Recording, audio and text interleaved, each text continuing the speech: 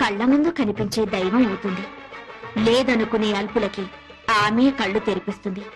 నైవేద్యాన్ని ఆ అమ్మనే పిలిచి తినిపించాడు ఓ చిన్న పూజారి. ఓం శ్రీ కనకదుర్గా దేవి దత్తాత్రేయ, నేను ట్రస్టీ గారితో మాట్లాడొస్తాను. త్వరగా నైవేద్యం పెట్టేసి మేయర్ గారింటికి ప్రసాదం పట్టుకెళ్ళాలి. నేను వేద పాఠశాలకు వెళ్ళాలి, తొందరగా రండి. అవన్నీ తర్వాత, అమ్మవారికి నైవేద్యం పెట్టాకే వెళ్ళు. నేను ట్రస్టీ గారితో ప్లేట్ల కలెక్షన్ గురించి మాట్లాడి వెంటనే వచ్చేస్తాను. ఎక్కువ మంత్రాలు చదవకుండా త్వరగా కానీ పులిహోర పైన జీడిపప్పు కదలకుండా నైవేద్యం పెట్టు. తినమ్మా తిను.